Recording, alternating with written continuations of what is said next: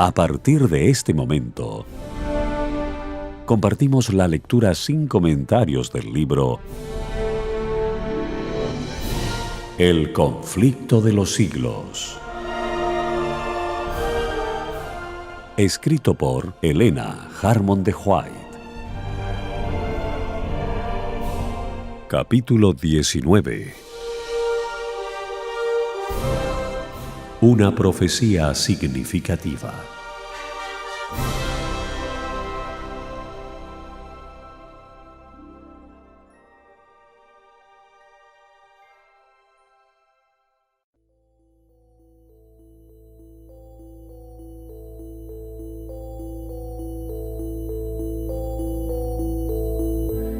Un agricultor íntegro y de corazón recto, que había llegado a dudar de la autoridad divina de las Santas Escrituras, pero que deseaba sinceramente conocer la verdad, fue el hombre especialmente escogido por Dios para dar principio a la proclamación de la segunda venida de Cristo. Como otros muchos reformadores, Guillermo Miller había batallado con la pobreza en su juventud y así había aprendido grandes lecciones de energía y abnegación. Los miembros de la familia de que descendía se habían distinguido por un espíritu independiente y amante de la libertad, por su capacidad de resistencia y ardiente patriotismo. Y estos rasgos sobresalían también en el carácter de Guillermo. Su padre fue capitán en la Guerra de la Independencia norteamericana, y a los sacrificios que hizo durante las luchas de aquella época tempestuosa pueden achacarse las circunstancias apremiantes que rodearon la juventud de Miller. Poseía una robusta constitución y ya desde su niñez dio pruebas de una inteligencia poco común, que se fue acentuando con la edad. Su espíritu era activo y bien desarrollado y ardiente su sed de saber. Aunque no gozara de las ventajas de una instrucción académica, su amor al estudio y el hábito de reflexionar cuidadosamente, junto con su agudo criterio, hacían de él un hombre de sano juicio y de vasta comprensión. Su carácter moral era irreprochable y gozaba de envidiable reputación, siendo generalmente estimado por su integridad, su frugalidad y su benevolencia. A fuerza de energía y aplicación, no tardó en adquirir bienestar, si bien conservó siempre sus hábitos de estudio. Desempeñó con éxito varios cargos civiles y militares, y el camino hacia la riqueza y los honores parecía estarle ampliamente abierto. Su madre era mujer de verdadera piedad, de modo que durante su infancia estuvo sujeto a influencias religiosas. Sin embargo, siendo aún niño, tuvo trato con deístas, cuya influencia fue reforzada por el hecho de que la mayoría de ellos eran buenos ciudadanos y hombres de disposiciones humanitarias y benévolas. Viviendo como vivían en medio de instituciones cristianas, sus caracteres habían sido modelados hasta cierto punto por el medio ambiente. Debían a la Biblia las cualidades que les granjeaban respeto y confianza, y no obstante, tan hermosas dotes se habían malogrado hasta ejercer influencia contra la palabra de Dios. Al rozarse con esos hombres, Miller llegó a adoptar sus opiniones. Las interpretaciones corrientes de las Sagradas Escrituras presentaban dificultades que le parecían insuperables, pero como, al paso que sus nuevas creencias le hacían rechazar la Biblia, no le ofrecían nada mejor con que sustituirla, distaba mucho de estar satisfecho. Sin embargo, conservó esas ideas cerca de 12 años. Pero a la edad de 34, el Espíritu Santo obró en su corazón y le hizo sentir su condición de pecador. No hallaba en su creencia anterior seguridad alguna de dicha para más allá de la tumba. El porvenir se le presentaba sombrío y tétrico. Refiriéndose años después a los sentimientos que le embargaban en aquel entonces, dijo: «El pensar en el aniquilamiento me helaba y me estremecía, y el tener que dar cuenta me parecía entrañar destrucción segura para todos. El cielo antojábaseme de bronce sobre mi cabeza, y la tierra hierro bajo mis pies. La eternidad, ¿qué era? Y la muerte, ¿por qué existía? Cuanto más discurría, tanto más lejos estaba de la demostración. Cuanto más pensaba, tanto más divergentes eran las conclusiones a que llegaba. Traté de no pensar más, pero ya no era dueño de mis pensamientos. Me sentía verdaderamente desgraciado, pero sin saber por qué. Murmuraba y me quejaba, pero no sabía de quién. Sabía que algo andaba mal, pero no sabía ni dónde ni cómo encontrar lo correcto y justo. Gemía, pero lo hacía sin esperanza. En ese estado permaneció varios meses. De pronto, dice, el carácter de un Salvador se grabó hondamente en mi espíritu. Me pareció que bien podía existir un ser tan bueno y compasivo que expiara nuestras transgresiones y nos librara así de sufrir la pena del pecado. Sentí inmediatamente cuán amable había de ser este alguien, y me imaginé que podría yo echarme en sus brazos y confiar en su misericordia. Pero surgió la pregunta, ¿cómo se puede probar la existencia de tal ser? Encontré que fuera de la Biblia no podía obtener prueba alguna de la existencia de semejante Salvador, o siquiera de una existencia futura. Discerní que la Biblia presentaba precisamente un Salvador como el que yo necesitaba, pero no veía cómo un libro no inspirado pudiera desarrollar principios tan perfectamente adaptados a las necesidades de un mundo caído. Me vi obligado a admitir que las Sagradas Escrituras debían ser una revelación de Dios. Llegaron a ser mi deleite, y encontré en Jesús un amigo. El Salvador vino a ser para mí el más señalado entre 10,000, y las Escrituras, que antes eran obscuras y contradictorias, se volvieron entonces antorcha a mis pies y luz a mi senda. Mi espíritu obtuvo calma y satisfacción. Encontré que el Señor Dios era una roca en medio del océano de la vida. La Biblia llegó a ser entonces mi principal objeto de estudio y puedo decir en verdad que la escudriñaba con gran deleite. Encontré que no se me había dicho nunca ni la mitad de lo que contenía. Me admiraba de que no hubiese visto antes su belleza y magnificencia y de que hubiese podido rechazarla. En ella encontré revelado todo lo que mi corazón podía desear y un remedio para toda enfermedad del alma. Perdí enteramente el gusto por otra lectura y me apliqué de corazón a adquirir sabiduría de Dios. Miller hizo entonces pública profesión de fe en la religión que había despreciado antes, pero sus compañeros incrédulos no tardaron en aducir todos aquellos argumentos de que él mismo había echado mano a menudo contra la autoridad divina de las Santas Escrituras. Él no estaba todavía preparado para contestarles, pero se dijo que si la Biblia es una revelación de Dios, debía ser consecuente consigo misma y que habiendo sido dada para instrucción del hombre, debía estar adaptada a su inteligencia. Resolvió estudiar las Sagradas Escrituras por su cuenta y averiguar si toda contradicción aparente no podía armonizarse. Procurando poner a un lado toda opinión preconcebida y prescindiendo de todo comentario, comparó pasaje con pasaje con la ayuda de las referencias marginales y de la concordancia. Prosiguió su estudio de un modo regular y metódico. Empezando con el Génesis y leyendo versículo por versículo, no pasaba adelante sino cuando el que estaba estudiando quedaba aclarado, dejándole libre de toda perplejidad. Cuando encontraba algún pasaje obscuro, solía compararlo con todos los demás textos que parecían tener alguna referencia con el asunto en cuestión. Reconocía a cada palabra el sentido que le correspondía en el tema de que trataba el texto, y si la idea que de él se formaba armonizaba con cada pasaje colateral, la dificultad desaparecía. Así, cada vez que daba con un pasaje difícil de comprender, encontraba la explicación en alguna otra parte de las Santas Escrituras. A medida que estudiaba y oraba fervorosamente para que Dios le alumbrara, lo que antes le había parecido oscuro se le aclaraba. Experimentaba la verdad de las palabras del salmista. El principio de tus palabras alumbra, hace entender a los simples. Salmo 119, 130. Con profundo interés estudió los libros de Daniel y el Apocalipsis, siguiendo los mismos principios de interpretación que en los demás libros de la Biblia, y con gran gozo comprobó que los símbolos proféticos podían ser comprendidos. Vio que, en la medida en que se habían cumplido, las profecías lo habían hecho literalmente, que todas las diferentes figuras, metáforas, parábolas, similitudes, etc., o estaban explicadas en su contexto inmediato, o los términos en que estaban expresadas eran definidos en otros pasajes, y que cuando eran así explicados debían ser entendidos literalmente.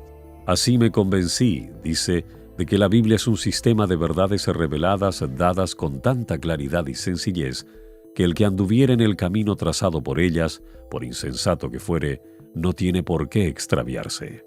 Eslabón tras eslabón de la cadena de la verdad descubierta vino a recompensar sus esfuerzos, a medida que paso a paso seguía las grandes líneas de la profecía. Ángeles del cielo dirigían sus pensamientos y descubrían las escrituras a su inteligencia. Tomando por criterio el modo en que las profecías se habían cumplido en lo pasado, para considerar el modo en que se cumplirían las que quedaban aún por cumplirse, se convenció de que el concepto popular del reino espiritual de Cristo, un milenio temporal antes del fin del mundo, no estaba fundado en la palabra de Dios.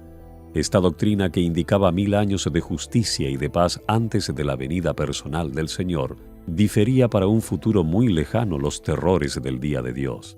Pero, por agradable que ella sea, es contraria a las enseñanzas de Cristo y de sus apóstoles, quienes declaran que el trigo y la cizaña crecerán juntos hasta la siega al fin del mundo, que los malos hombres y los engañadores irán de mal en peor, que en los postreros días vendrán tiempos peligrosos, y que el reino de las tinieblas subsistirá hasta el advenimiento del Señor, y será consumido por el espíritu de su boca y destruido con el resplandor de su venida.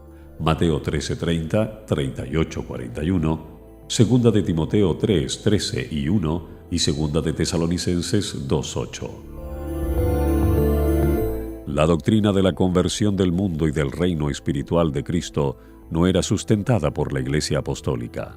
No fue generalmente aceptada por los cristianos hasta casi a principios del siglo XVIII. Como todos los demás errores, este también produjo malos resultados. Enseñó a los hombres a dejar para un remoto porvenir la venida del Señor y les impidió que dieran importancia a las señales de su cercana llegada. Infundía un sentimiento de confianza y seguridad mal fundado y llevó a muchos a descuidar la preparación necesaria para ir al encuentro de su Señor. Miller encontró que la venida verdadera y personal de Cristo está claramente enseñada en las Santas Escrituras. San Pablo dice: «El Señor mismo descenderá del cielo con mandato soberano, con la voz del arcángel y con trompeta de Dios». Y el Salvador declara que verán al Hijo del Hombre viniendo sobre las nubes del cielo con poder y grande gloria. Porque como el relámpago sale del oriente y se ve lucir hasta el occidente, así será la venida del Hijo del Hombre. Será acompañado por todas las huestes del cielo, pues el Hijo del Hombre vendrá en su gloria, y todos los ángeles con él, y enviará sus ángeles con grande estruendo de trompeta, los cuales juntarán a sus escogidos. Primera de Tesalonicenses 4:16, Mateo 24:30, 27 y 31 y Mateo 25:31. A su venida los justos muertos resucitarán, y los justos que estuvieren aún vivos serán mudados. No todos dormiremos, dice Pablo, mas todos seremos mudados en un momento, en un abrir de ojos, al sonar la última trompeta, porque sonará la trompeta y los muertos resucitarán incorruptibles, y nosotros seremos mudados. Porque es necesario que este cuerpo corruptible se revista de incorrupción y que este cuerpo mortal se revista de inmortalidad. Primera de Corintios 15, 51 al 53. Y en Primera de Tesalonicenses 4, 16 y 17, después de describir la venida del Señor, dice: «Los muertos en Cristo se levantarán primero, luego nosotros, los vivientes, los que hayamos quedado, seremos arrebatados juntamente con ellos a las nubes, al encuentro del Señor en el aire, y así estaremos siempre con el Señor». El pueblo de Dios no puede recibir el reino antes que se realice el advenimiento personal de Cristo. El Señor había dicho: «Cuando el Hijo del Hombre venga en su gloria y todos los ángeles con él, entonces se sentará sobre el trono de su gloria, y delante de él serán juntadas todas las naciones, y apartará a los hombres unos de otros, como el pastor aparta las ovejas de las cabras. y pondrá las ovejas a su derecha y las cabras a la izquierda. Entonces dirá el rey a los que estarán a su derecha: Venid, benditos de mi Padre, poseed el reino destinado para vosotros desde la fundación del mundo. Mateo 25, 31 al 34. Hemos visto por los pasajes que acabamos de citar que cuando venga el Hijo del Hombre, los muertos serán resucitados incorruptibles y que los vivos serán mudados. Este gran cambio los preparará para recibir el reino, pues San Pablo dice: la carne y la sangre no pueden heredar el reino de Dios, ni la corrupción hereda la incorrupción. Primera de Corintios 15:50. En su estado presente el hombre es mortal, corruptible, pero el reino de Dios será incorruptible y sempiterno. Por lo tanto, en su estado presente, el hombre no puede entrar en el reino de Dios. Pero cuando venga Jesús concederá la inmortalidad a su pueblo y luego los llamará a poseer el reino, del que hasta aquí solo han sido presuntos herederos. Estos y otros pasajes bíblicos probaron claramente a Miller que los acontecimientos que generalmente se esperaba que se verificasen antes de la venida de Cristo, tales como el reino universal de la paz y el establecimiento del reino de Dios en la tierra, debían realizarse después del segundo advenimiento. Además, todas las señales de los tiempos y el estado del mundo correspondían a la descripción profética de los últimos días. Por el solo estudio de las Sagradas Escrituras, Miller tuvo que llegar a la conclusión de que el periodo fijado para la subsistencia de la tierra en su estado actual estaba por terminar.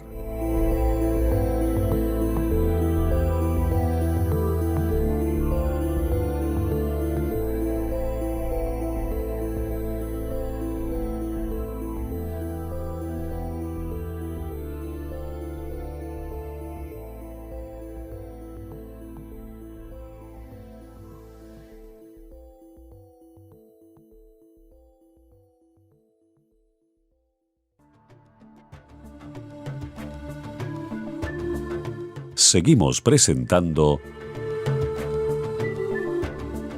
la lectura sin comentarios del libro El conflicto de los siglos.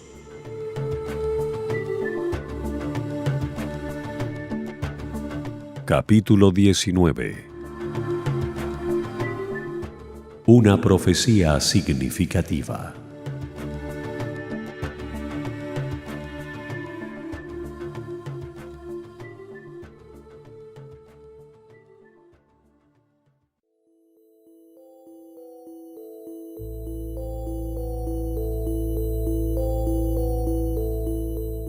Otra clase de evidencia que afectó vitalmente mi espíritu, dice él, fue la cronología de las Santas Escrituras.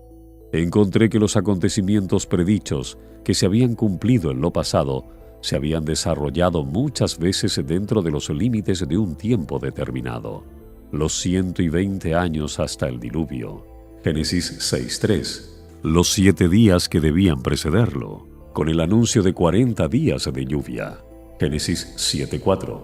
Los 400 años de la permanencia de la posteridad de Abraham en Egipto.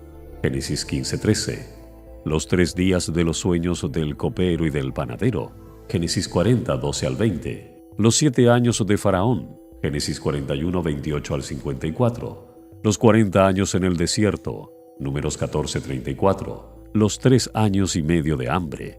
Primera de Reyes 17:1. Lucas 4:25. Los 70 años del cautiverio en Babilonia. Jeremías 25:11.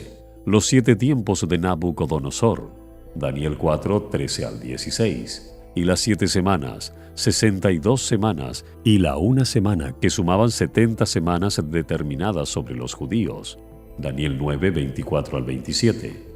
Todos los acontecimientos limitados por estos periodos de tiempo no fueron una vez más que asunto profético, pero se cumplieron de acuerdo con las predicciones. Por consiguiente, al encontrar en su estudio de la Biblia varios periodos cronológicos que, según su modo de entenderlos, se extendían hasta la segunda venida de Cristo, no pudo menos que considerarlos como los tiempos señalados que Dios había revelado a sus siervos. Las cosas secretas, dice Moisés, pertenecen a Jehová nuestro Dios, mas a las reveladas nos pertenecen a nosotros y a nuestros hijos para siempre. Y el Señor declara por el profeta Amós que no hará nada sin que revele su secreto a sus siervos los profetas. Deuteronomio 29:29, Amós 3:7. Así que los que estudian la palabra de Dios pueden confiar que encontrarán indicado con claridad en las Escrituras el acontecimiento más estupendo que debe realizarse en la historia de la humanidad. Estando completamente convencido, dice Miller, de que toda escritura divinamente inspirada es útil, 2 de Timoteo 3:16, que en ningún tiempo fue dada por voluntad de hombre, sino que fue escrita por hombres santos inspirados del Espíritu Santo, 2 de Pedro 1:21. Y esto para nuestra enseñanza, para que por la paciencia y por la consolación de las Escrituras tengamos esperanza. Romanos 15:4. No pude menos que considerar las partes cronológicas de la Biblia tan pertinentes a la palabra de Dios y tan acreedoras a que las tomáramos en cuenta como cualquiera otra parte de las Sagradas Escrituras. Pensé por consiguiente que al tratar de comprender lo que Dios, en su misericordia, había juzgado conveniente revelarnos, yo no tenía derecho para pasar por alto los periodos proféticos. La profecía que parecía revelar con la mayor claridad el tiempo del segundo advenimiento era la de Daniel 8:14. Hasta 2300 tardes y mañanas, entonces será purificado el santuario.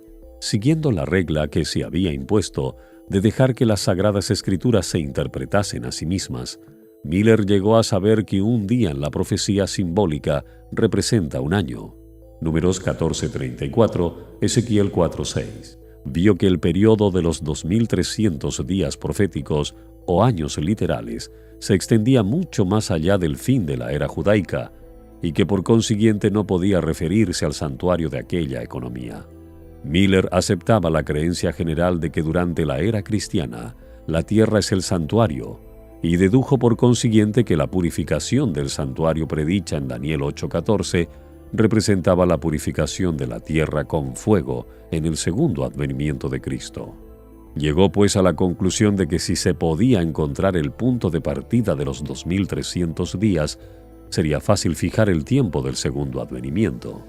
Así quedaría revelado el tiempo de aquella gran consumación, el tiempo en que concluiría el presente estado de cosas, con todo su orgullo y poder, su pompa y vanidad, su maldad y opresión, el tiempo en que la tierra dejaría de ser maldita, en que la muerte sería destruida y se daría el galardón a los siervos de Dios, a los profetas y santos, y a todos los que temen su nombre, el tiempo en que serían destruidos los que destruyen la tierra.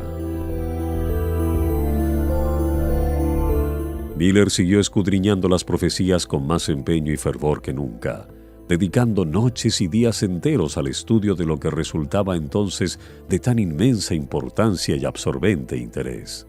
En el capítulo 8 de Daniel no pudo encontrar guía para el punto de partida de los 2300 días. Aunque se le mandó que hiciera comprender la visión a Daniel, el ángel Gabriel solo le dio a éste una explicación parcial. Cuando el profeta vio las terribles persecuciones que sobrevendrían a la iglesia, desfallecieron sus fuerzas físicas. No pudo soportar más, y el ángel le dejó por algún tiempo. Daniel quedó sin fuerzas y estuvo enfermo algunos días. Estaba asombrado de la visión, dice, mas no hubo quien la explicase. Y sin embargo Dios había mandado a su mensajero: haz que éste entienda la visión. Esa orden debía ser ejecutada. En obedecimiento a ella, el ángel poco tiempo después volvió hacia Daniel diciendo: ahora he salido para hacerte sabio de entendimiento. Entiende pues la palabra y alcanza inteligencia de la visión. Daniel 8, 27 y 16, capítulo 9, 22 y 23. Había un punto importante en la visión del capítulo 8 que no había sido explicado, a saber, el que se refería al tiempo, el periodo de los 2300 días. Por consiguiente, el ángel, reanudando su explicación, se espacia en la cuestión del tiempo. 70 semanas están determinadas sobre tu pueblo y sobre tu santa ciudad. Sepas pues y entiendas que desde la salida de la palabra para restaurar y edificar a Jerusalén hasta el Mesías príncipe habrá 7 semanas, y 62 semanas tornaráse a edificar la plaza y el muro en tiempos angustiosos. Y después de las 62 semanas se quitará la vida al Mesías, y no por sí. Y en otra semana confirmará el pacto a muchos, y a la mitad de la semana hará cesar el sacrificio y la ofrenda. Daniel 9, 24 al 27. El ángel había sido enviado a Daniel con el objeto expreso de que le explicara el punto que no había logrado comprender en la visión del capítulo 8, el dato relativo al tiempo. Hasta 2300 tardes y mañanas, entonces será purificado el santuario. Después de mandar a Daniel que entienda la palabra y que alcance inteligencia de la visión, las primeras palabras del ángel son: 70 semanas están determinadas sobre tu pueblo y sobre tu santa ciudad. La palabra traducida aquí por determinadas significa literalmente descontadas. El ángel declara que 70 semanas, que representaban 490 años, debían ser descontadas por pertenecer especialmente a los judíos. Pero ¿de dónde fueron descontadas? Como los 2300 días son el único periodo de tiempo mencionado en el capítulo 8, deben constituir el periodo del que fueron descontadas las 70 semanas. Las 70 semanas deben, por consiguiente, formar parte de los 2300 días, y ambos periodos deben comenzar juntos. El ángel declaró que las 70 semanas datan del momento en que salió el edicto para reedificar a Jerusalén. Si se puede encontrar la fecha de aquel edicto, queda fijado el punto de partida del gran periodo de los 2300 días. Ese decreto se encuentra en el capítulo 7 de Esdras, versículos 12 al 26. Fue expedido en su forma más completa por Artajerjes, rey de Persia, en el año 457 a.C. Pero en Esdras 6:14 se dice que la casa del Señor fue edificada en Jerusalén por mandamiento de Ciro y de Darío y de Artajerjes, rey de Persia. Estos 3 reyes, al expedir el decreto y al confirmarlo y completarlo, lo pusieron en la condición requerida por la profecía para que marcase el principio de los 2300 años. Tomando el año 457 a.C., en que el decreto fue completado, como fecha de la orden, se comprobó que cada especificación de la profecía referente a las 70 semanas se había cumplido. Desde la salida de la palabra para restaurar y edificar a Jerusalén hasta el Mesías príncipe, habrá 7 semanas y 62 semanas, es decir, 69 semanas, o sea, 483 años. El decreto de Artajerjes fue puesto en vigencia en el otoño del año 457 a.C. Partiendo de esta fecha, los 483 años alcanzan al otoño del año 27 de Jesucristo. Entonces fue cuando esta profecía se cumplió. La palabra Mesías significa el ungido. En el otoño del año 27 de Jesucristo, Cristo fue bautizado por Juan y recibió la unción del Espíritu Santo. El apóstol Pedro testifica que a Jesús de Nazaret Dios le ungió con el Espíritu Santo y con poder. Hechos 10:38. Y el mismo Salvador declara: el Espíritu del Señor está sobre mí, por cuanto me ha ungido para anunciar buenas nuevas a los pobres. Después de su bautismo, Jesús volvió a Galilea, predicando el Evangelio de Dios y diciendo: se ha cumplido el tiempo. Lucas 4:18, Marcos 1:14 y 15. Y en otra semana confirmará el pacto a muchos. La semana de la cual se habla aquí es la última de las 70. Son los 7 últimos años del periodo concedido especialmente a los judíos. Durante ese plazo, que se extendió del año 27 al año 34 de Jesucristo, Cristo, primero en persona y luego por intermedio de sus discípulos, presentó la invitación del Evangelio especialmente a los judíos. Cuando los apóstoles salieron para proclamar las buenas nuevas del reino, las instrucciones del Salvador fueron: por el camino de los gentiles no iréis, y en ciudad de samaritanos no entréis. Mateo 10, 5 y 6. A la mitad de la semana hará cesar el sacrificio y la ofrenda. En el año 31 de Jesucristo, 3 años y medio después de su bautismo, nuestro Señor fue crucificado. Con el gran sacrificio ofrecido en el Calvario, terminó aquel sistema de ofrendas que durante 4000 años había prefigurado al Cordero de Dios. El tipo se encontró con el antitipo, y todos los sacrificios y oblaciones del sistema ceremonial debían cesar.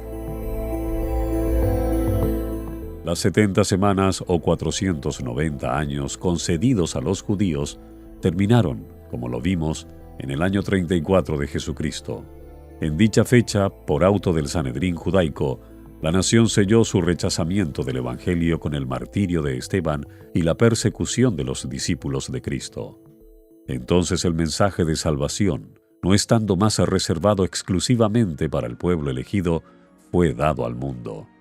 Los discípulos, obligados por la persecución a huir de Jerusalén, andaban por todas partes predicando la palabra. Felipe, descendiendo a la ciudad de Samaria, les proclamó el Cristo. Pedro, guiado por Dios, dio a conocer el Evangelio al centurión de Cesarea, el piadoso Cornelio. El ardiente Pablo, ganado a la fe de Cristo, fue comisionado para llevar las alegres nuevas lejos a los gentiles. Hechos 8, 4 y 5 y capítulo 22, versículo 21.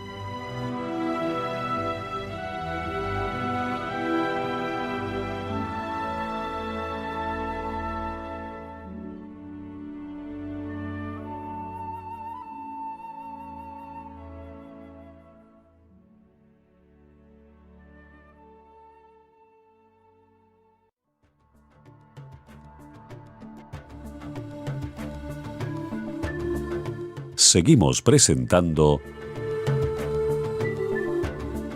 la lectura sin comentarios del libro El conflicto de los siglos.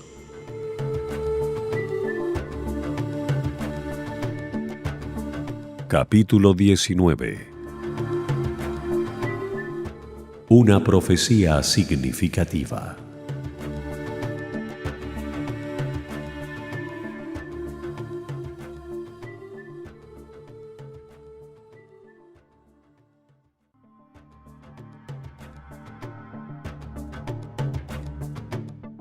Hasta aquí, cada uno de los detalles de las profecías se ha cumplido de una manera sorprendente, y el principio de las 70 semanas queda establecido irrefutablemente en el año 457 a.C., y su fin en el año 34 de Jesucristo.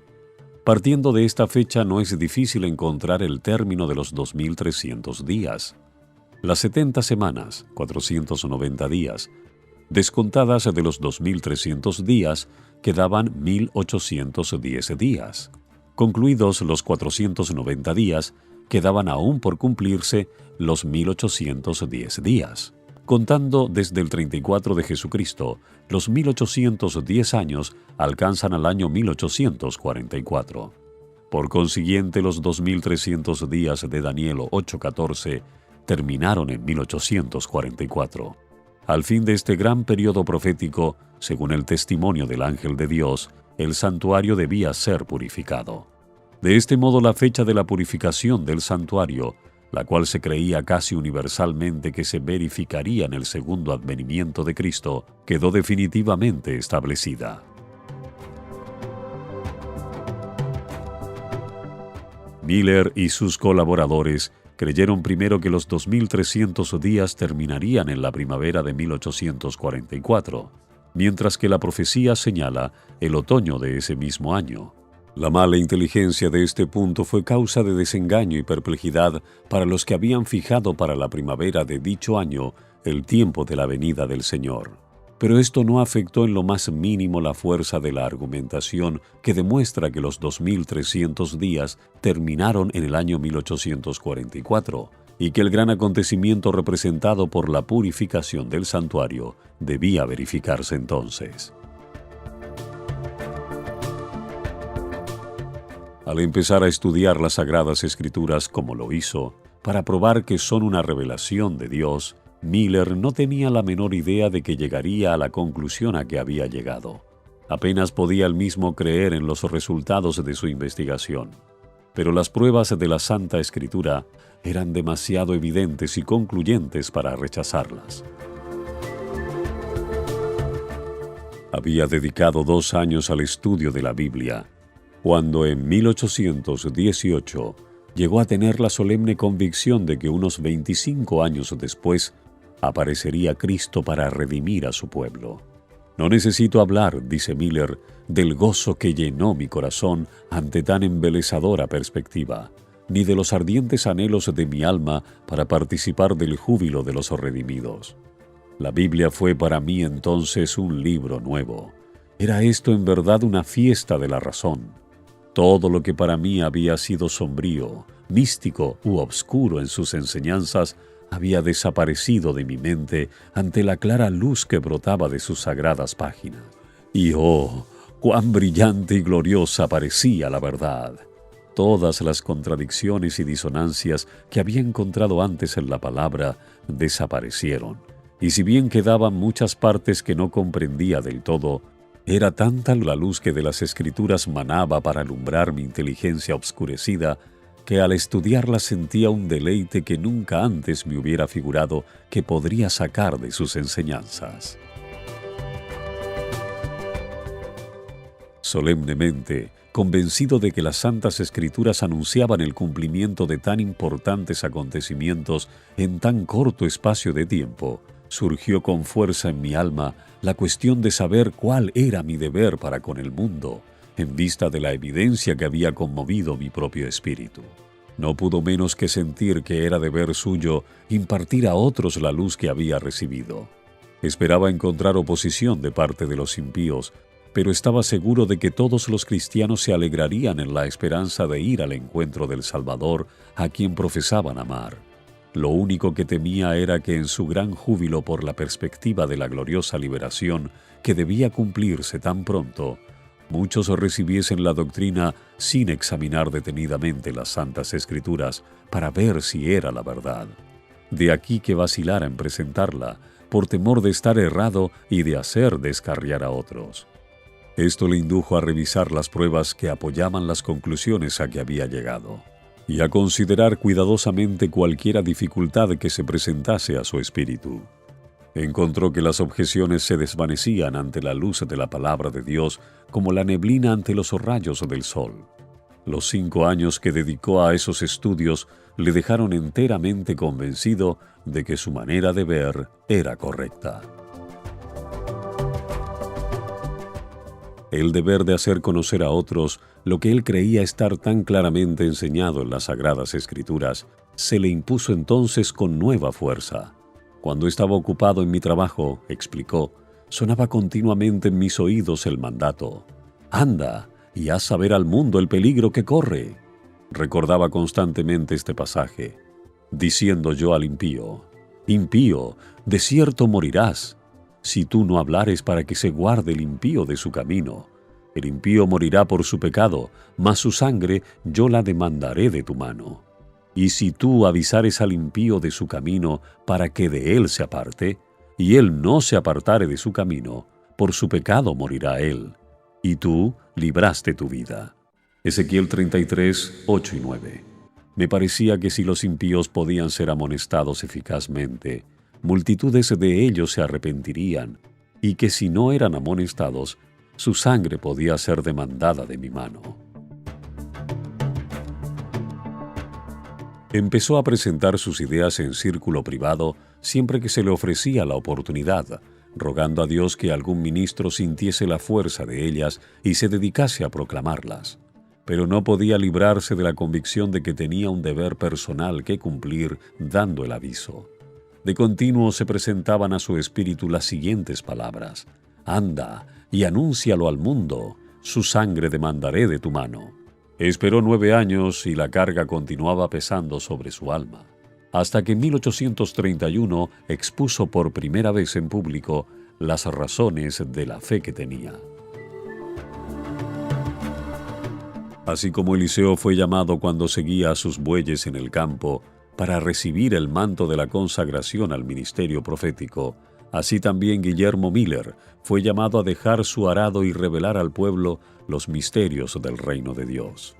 Con temblor dio principio a su obra de conducir a sus oyentes paso a paso a través de los periodos proféticos hasta el segundo advenimiento de Cristo. Con cada esfuerzo cobraba más energía y valor al ver el marcado interés que despertaban sus palabras. A la solicitación de sus hermanos, en cuyas palabras creyó oír el llamamiento de Dios, se debió que Miller consintiera en presentar sus opiniones en público. Tenía ya 50 años y, no estando acostumbrado a hablar en público, se consideraba incapaz de hacer la obra que de él se esperaba. Pero desde el principio sus labores fueron notablemente bendecidas para la salvación de las almas. Su primera conferencia fue seguida de un despertamiento religioso, durante el cual 30 familias enteras, menos 2 personas, fueron convertidas. Se le instó inmediatamente a que hablase en otros lugares, y casi en todas partes su trabajo tuvo por resultado un avivamiento de la obra del Señor. Los pecadores se convertían, los cristianos renovaban su consagración a Dios, y los deístas e incrédulos eran inducidos a reconocer la verdad de la Biblia y de la religión cristiana. El testimonio de aquellos entre quienes trabajara fue: consigue ejercer una influencia en una clase de espíritus a la que no afecta la influencia de otros hombres. Su predicación era para despertar interés en los grandes asuntos de la religión y contrarrestar la mundanalidad y sensualidad crecientes de la época. En casi todas las ciudades se convertían los oyentes por docenas y hasta por centenares. En muchas poblaciones se le abrían de par en par las iglesias protestantes de casi todas las denominaciones, y las invitaciones para trabajar en ellas le llegaban generalmente de los mismos ministros de diversas congregaciones. Tenía por regla invariable no trabajar donde no hubiese sido invitado.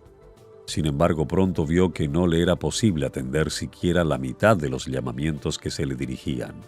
Muchos, que no aceptaban su modo de ver en cuanto a la fecha exacta del segundo advenimiento, estaban convencidos de la seguridad y proximidad de la venida de Cristo y de que necesitaban prepararse para ella.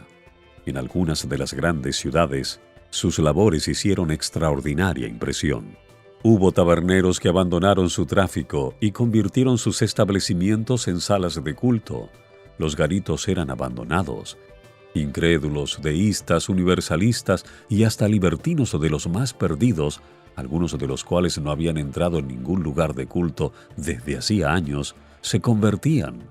Las diversas denominaciones establecían reuniones de oración en diferentes barrios, y a casi cualquier hora del día los hombres de negocios se reunían para orar y cantar alabanzas. No se notaba excitación extravagante, sino que un sentimiento de solemnidad dominaba a casi todos. La obra de Miller, como la de los primeros reformadores, tendía más a convencer el entendimiento y a despertar la conciencia que a excitar las emociones. En 1833, Miller recibió de la Iglesia Bautista, de la cual era miembro, una licencia que le autorizaba para predicar. Además, buen número de los ministros de su denominación aprobaban su obra y le dieron su sanción formal mientras proseguía sus trabajos. Viajaba y predicaba sin descanso. Si bien sus labores personales se limitaban principalmente a los estados del este y del centro de los Estados Unidos. Durante varios años sufragó él mismo todos sus gastos de su bolsillo, y ni aún más tarde se le costearon nunca por completo los gastos de viaje a los puntos a donde se le llamaba. De modo que, lejos de reportarle provecho pecuniario, sus labores públicas constituían un pesado gravamen para su fortuna particular que fue menguando durante este periodo de su vida. Era padre de numerosa familia, pero como todos los miembros de ella, eran frugales y diligentes. Su finca rural bastaba para el sustento de todos ellos. En 1833, 2 años después de haber principiado Miller a presentar en público las pruebas de la próxima venida de Cristo, apareció la última de las señales que habían sido anunciadas por el Salvador como precursoras de su segundo advenimiento. Jesús había dicho: «Las estrellas caerán del cielo», Mateo 24:29, y Juan, al recibir la visión de las escenas que anunciarían el día de Dios, declara en el Apocalipsis: «Las estrellas del cielo cayeron sobre la tierra como la higuera echa sus higos cuando es movida de gran viento». Apocalipsis 6:13. Esta profecía se cumplió de modo sorprendente y pasmoso con la gran lluvia meteórica del 13 de noviembre de 1833. Fue este el más dilatado y admirable espectáculo de estrellas fugaces que se haya registrado, pues sobre todos los Estados Unidos el firmamento entero estuvo entonces durante horas seguidas en conmoción ígnea. No ha ocurrido jamás en este país, desde el tiempo de los primeros colonos, un fenómeno celestial que despertara tan grande admiración entre unos, ni tanto terror ni alarma entre otros. Su sublimidad y terrible belleza quedan aún grabadas en el recuerdo de muchos.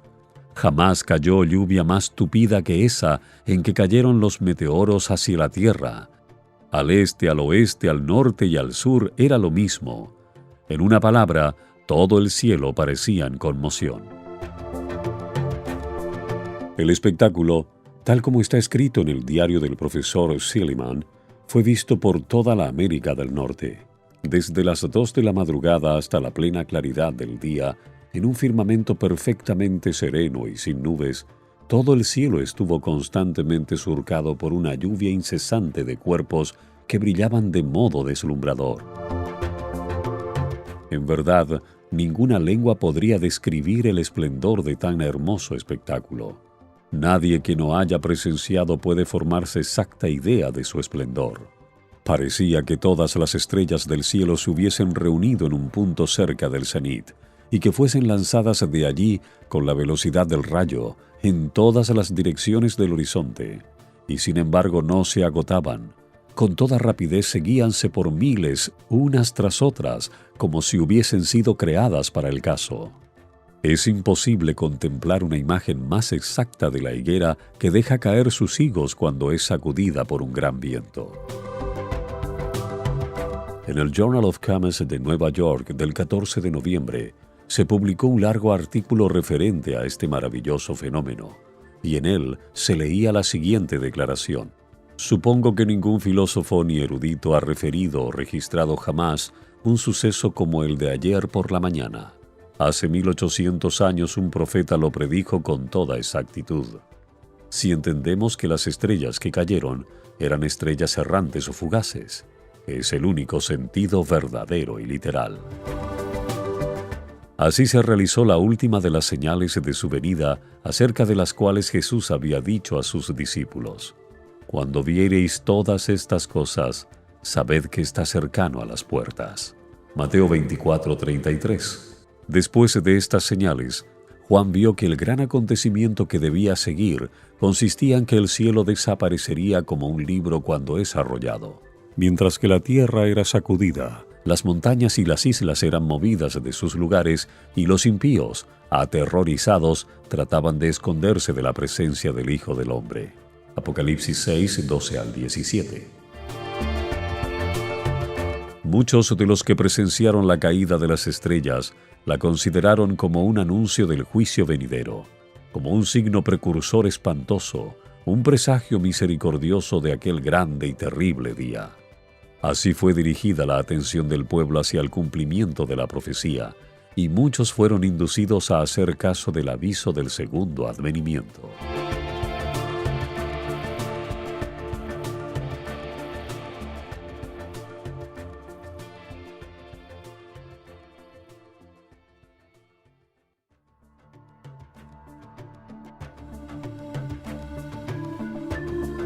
Seguimos presentando la lectura sin comentarios del libro El conflicto de los siglos.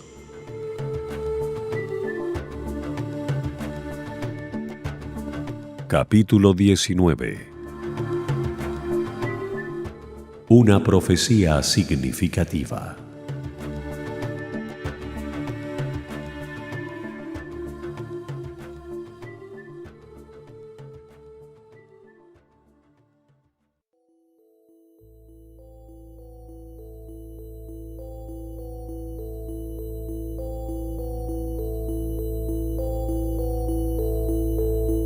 En 1840, otro notable cumplimiento de la profecía despertó interés general.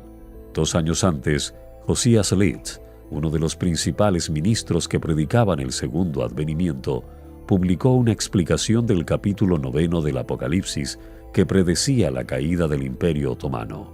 Según sus cálculos, esa potencia sería derribada en el año 1840 de Jesucristo, durante el mes de agosto, y pocos días antes de su cumplimiento, escribió: admitiendo que el primer periodo de 150 años se haya cumplido exactamente antes de que Deacoses subiera al trono con permiso de los turcos, y que los 391 años y 15 días comenzaran al terminar el primer periodo, terminarán el 11 de agosto de 1840, día en que puede anticiparse que el poder otomano en Constantinopla será quebrantado.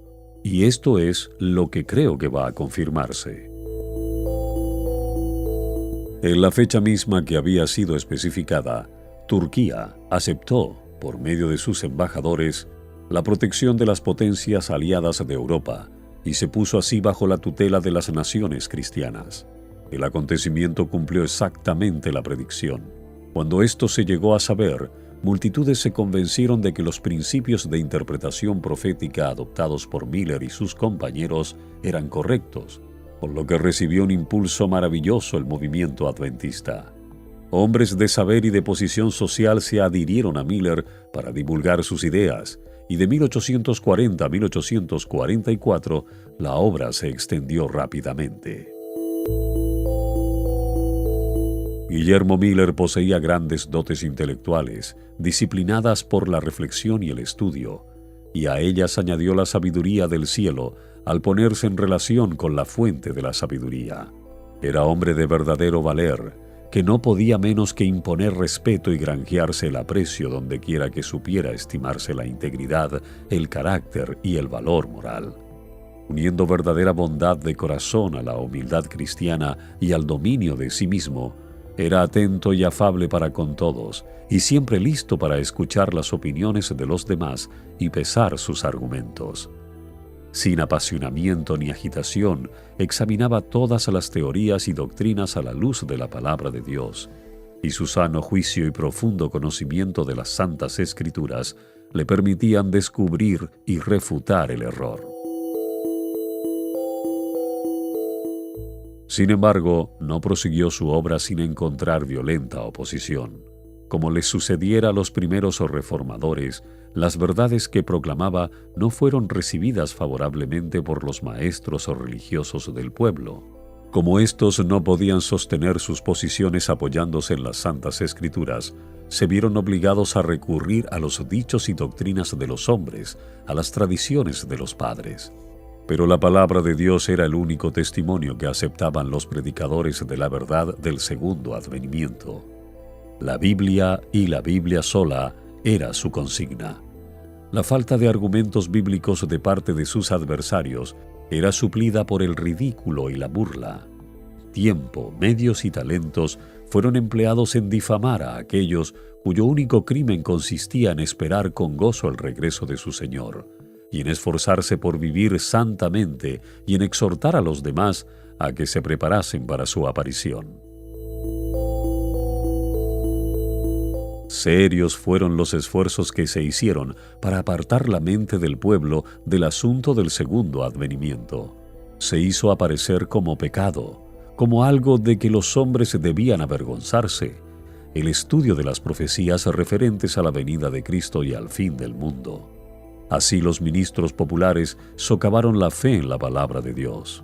Sus enseñanzas volvían incrédulos a los hombres y muchos se arrogaron la libertad de andar según sus impías pasiones. Luego los autores del mal echaban la culpa de él a los adventistas. Mientras que un sinnúmero de personas inteligentes e interesadas se apiñaban para oír a Miller, su nombre era rara vez mencionado por la prensa religiosa y solo para ridiculizarlo y acusarlo. Los indiferentes y los impíos, alentados por la actitud de los maestros de religión, recurrieron a epítetos difamantes, a chistes vulgares y blasfemos, en sus esfuerzos para atraer el desprecio sobre él y su obra. El siervo de Dios, encanecido en el servicio y que había dejado su cómodo hogar para viajar a costa propia de ciudad en ciudad y de pueblo en pueblo, para proclamar al mundo la solemne amonestación del juicio inminente, fue llamado fanático, mentiroso y malvado. Las mofas, las mentiras y los ultrajes acumulados sobre él despertaron la censura y la indignación hasta de la prensa profana.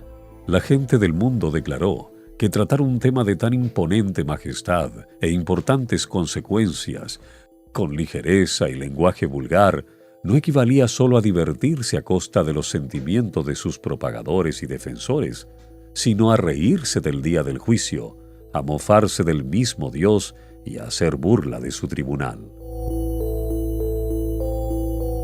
El instigador de todo mal no trató únicamente de contrarrestar los efectos del mensaje del advenimiento, sino de destruir al mismo mensajero. Miller hacía una aplicación práctica de la verdad bíblica a los corazones de sus oyentes, reprobando sus pecados y turbando el sentimiento de satisfacción de sí mismos, y sus palabras claras y contundentes despertaron la animosidad de ellos.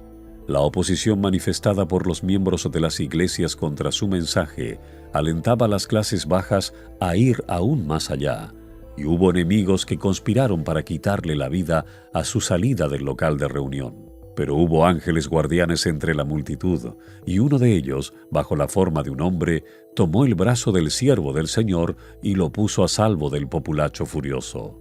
Su obra no estaba aún terminada, y Satanás y sus emisarios se vieron frustrados en sus planes. A pesar de toda oposición, el interés en el movimiento adventista siguió en aumento. De decenas y centenas el número de los creyentes alcanzó a miles. Las diferentes iglesias se habían acrecentado notablemente, pero al poco tiempo el espíritu de oposición se manifestó hasta contra los conversos ganados por Miller, y las iglesias empezaron a tomar medidas disciplinarias contra ellos. Esto indujo a Miller a instar a los cristianos de todas las denominaciones a que si sus doctrinas eran falsas, se lo probasen por las Escrituras. ¿Qué hemos creído?, decía él, que no nos haya sido ordenado creer por la palabra de Dios, que vosotros mismos reconocéis como regla única de nuestra fe y de nuestra conducta? ¿Qué hemos hecho para que se nos arrojen tan virulentos cargos y diatribas desde el púlpito y la prensa, y para daros motivo para excluirnos a nosotros de vuestras iglesias y de vuestra comunión? Si estamos en el error, os ruego nos enseñéis en qué consiste nuestro error. Probádnoslo por la palabra de Dios. Harto se nos ha ridiculizado, pero no será eso lo que pueda jamás convencernos de que estemos en error. La palabra de Dios sola puede cambiar nuestro modo de ver. Llegamos a nuestras conclusiones después de madura reflexión y de mucha oración, a medida que veíamos las evidencias de las Escrituras. Siglo tras siglo, las amonestaciones que Dios dirigió al mundo por medio de sus siervos fueron recibidas con la misma incredulidad y falta de fe. Cuando la maldad de los antediluvianos le indujo a enviar el diluvio sobre la tierra, les dio primero a conocer su propósito para ofrecerles oportunidad de apartarse de sus malos caminos. Durante 120 años oyeron resonar en sus oídos la amonestación que los llamaba al arrepentimiento. No fuese que la ira de Dios los destruyese. Pero el mensaje se les antojó fábula ridícula, y no lo creyeron.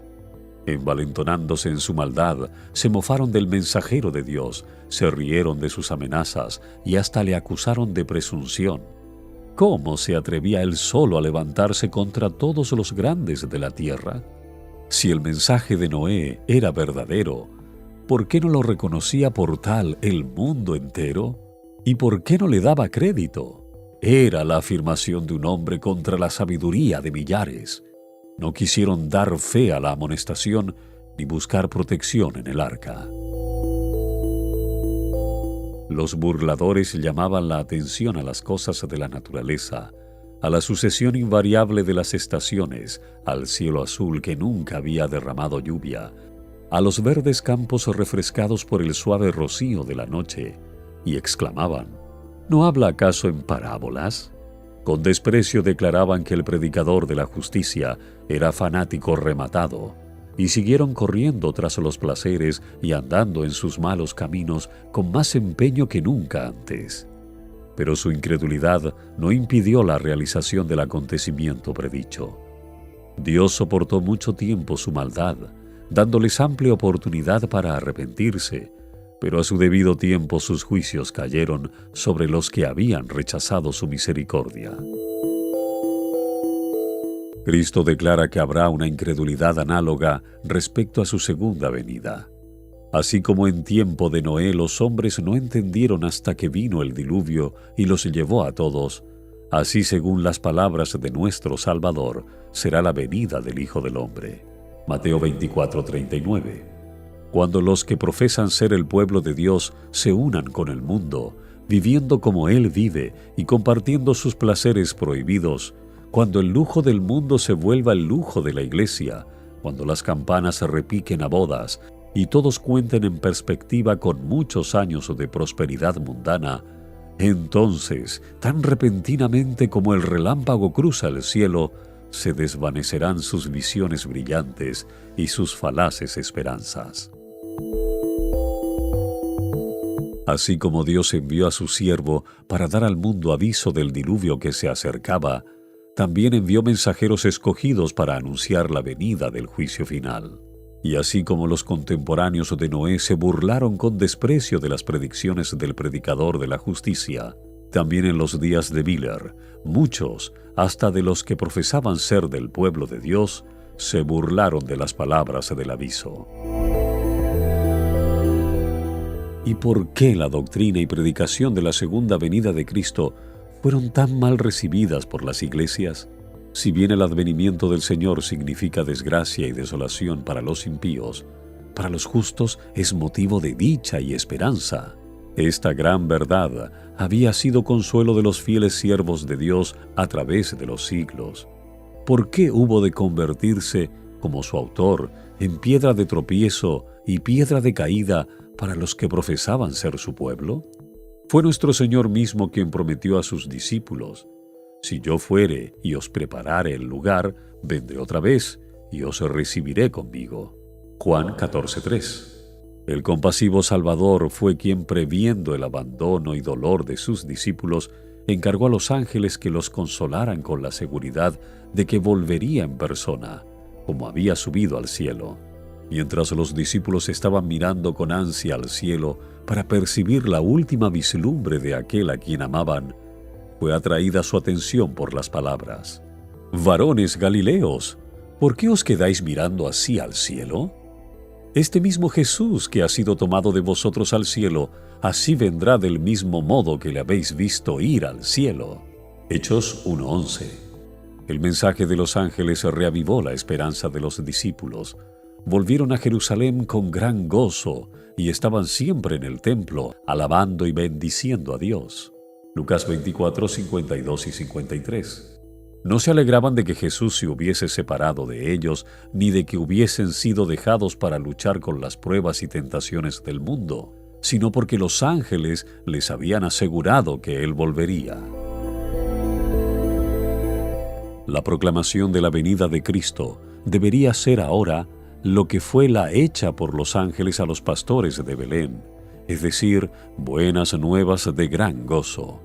Los que aman verdaderamente al Salvador no pueden menos que recibir con aclamaciones de alegría el anuncio fundado en la palabra de Dios, de que aquel en quien se concentran sus esperanzas para la vida eterna volverá, no para ser insultado, despreciado y rechazado como en su primer advenimiento, sino con poder y gloria para redimir a su pueblo. Son aquellos que no aman al Salvador quienes desean que no regrese, y no puede haber prueba más concluyente de que las iglesias se han apartado de Dios que la irritación y la animosidad despertadas por este mensaje celestial. Los que aceptaron la doctrina del advenimiento vieron la necesidad de arrepentirse y humillarse ante Dios.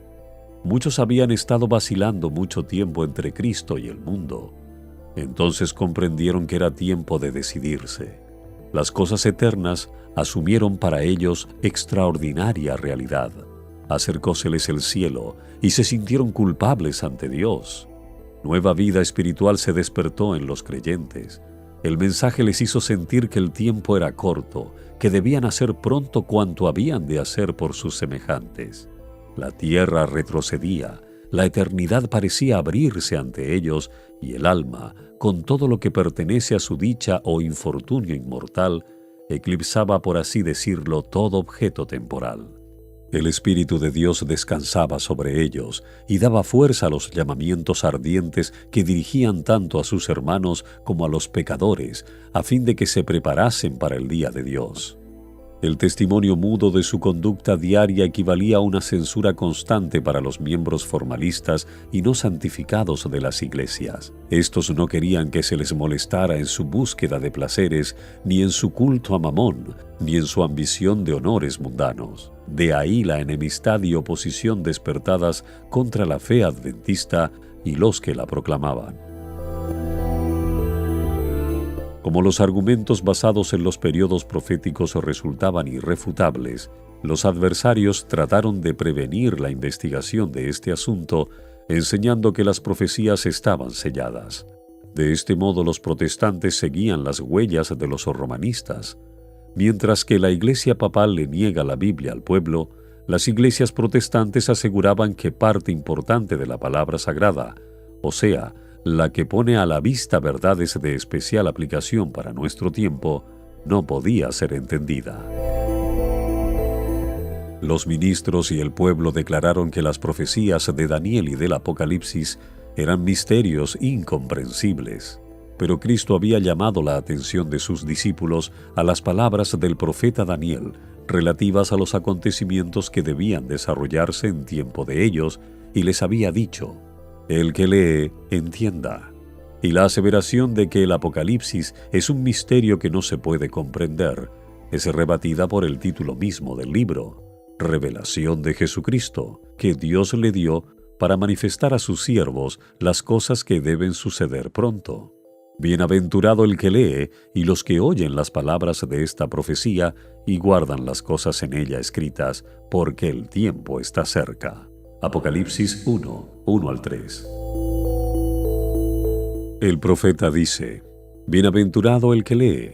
Hay quienes no quieren leer, la bendición no es para ellos. Y los que oyen. Hay algunos también que se niegan a oír cualquier cosa relativa a las profecías. La bendición no es tampoco para esa clase de personas. Y guardan las cosas en ella escritas. Muchos se niegan a tomar en cuenta las amonestaciones e instrucciones contenidas en el Apocalipsis. Ninguno de ellos tiene derecho a la bendición prometida. Todos los que ridiculizan los argumentos de la profecía y se mofan de los símbolos dados solemnemente en ella, todos los que se niegan a reformar sus vidas y a prepararse para la venida del Hijo del Hombre, no serán bendecidos. Ante semejante testimonio de la inspiración, ¿cómo se atreven los hombres a enseñar que el Apocalipsis es un misterio fuera del alcance de la inteligencia humana? Es un misterio revelado, un libro abierto.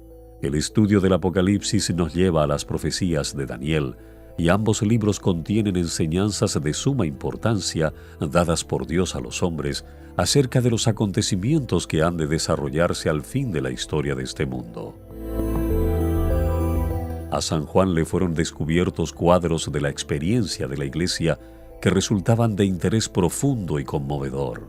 Vio las circunstancias, los peligros, las luchas y la liberación final del pueblo de Dios. Consigna los mensajes finales que han de hacer madurar la mies de la tierra, ya sea en gavillas para el granero celestial o en manojos para los fuegos de la destrucción. Fueronle revelados asuntos de suma importancia, especialmente para la última iglesia, con el objeto de que los que se volviesen del error a la verdad pudiesen ser instruidos con respecto a los peligros y luchas que les esperaban. Nadie necesita estar a oscuras en lo que concierne a lo que ha de acontecer en la tierra. ¿Por qué existe, pues, esta ignorancia general acerca de tan importante porción de las Escrituras? ¿Por qué es tan universal la falta de voluntad para investigar sus enseñanzas? es resultado de un esfuerzo del príncipe de las tinieblas para ocultar a los hombres lo que revela sus engaños. Por esto Cristo, el revelador, previendo la guerra que se haría al estudio del Apocalipsis, pronunció una bendición sobre cuantos leyesen, oyesen y guardasen las palabras de la profecía.